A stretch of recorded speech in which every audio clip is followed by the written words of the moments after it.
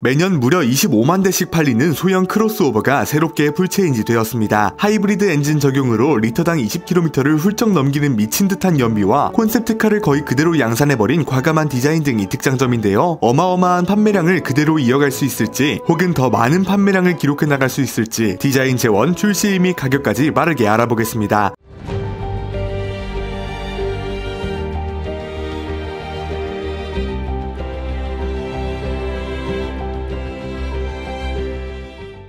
토요타는 최근 다수의 신차를 내놓으며 전세계 자동차 시장에 융단 폭격을 가하고 있습니다. 그랜드 하이랜더와 타코마, 크라운, 알파드 벨파이어, BZ4X, 프리우스 등이 최근에 공개됐으며 자회사인 렉서스에서도 LBX, RZ, TX, GX 등 매력적인 신차들이 공개됐는데요. 이 중 일부는 국내 수입이 확정되거나 이미 수입되고 있기도 하죠. 그리고 지난 26일 토요타에서 또 새로운 차량을 공개했습니다. 바로 2세대 풀체인지 CHR인데요. 1세대는 유럽, 미국, 남미, 일본, 태국, 중국 등 다양한 국가에서 매년 평균 25만 대 이상이 팔려나갔으며 전체 판매량은 무려 150만 대 가량으로 초대박을 치고 있죠. 이번 세대는 특히 선공개됐던 콘셉트카를 그대로 양산한 디자인은 물론 토요타의 최대 강점인 고효율 하이브리드 엔진을 사용해 경제성까지 제대로 챙겼습니다. 이에 국내 소비자들의 수많은 관심이 쏟아지는데 과연 어떤 차일까요? 첫 번째, 디자인입니다. 작년 12월 공개됐던 CHR 프롤로그 콘셉트의 양산형으로 콘셉트에 비교해 크게 변경된 바가 없는 놀라운 디자인을 선보였습니다. 토요타에서는 이를 두고 도로 위의 콘셉트카라 설명하기도 했죠. 전장 4360mm, 휠베이스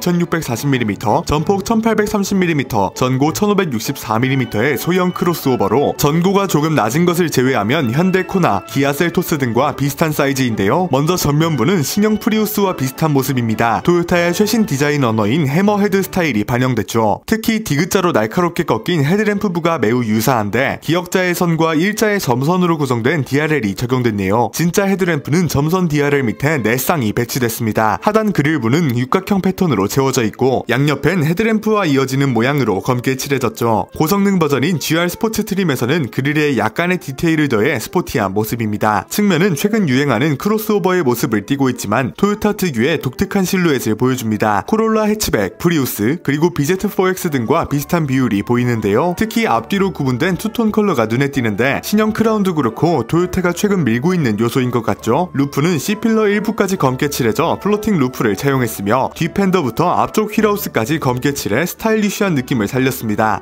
자, 신차 구입하려는 분들 주목해 주시길 바랍니다. 지금껏 신차 살 때 고민이 참 많으셨죠? 지금부턴 달라집니다. 이제 단 한 번의 견적 신청으로 최대 20명의 딜러 견적을 받는 신차 연구소 카랩이 있으니까요. 신차 비교 견적 어플리케이션 카랩.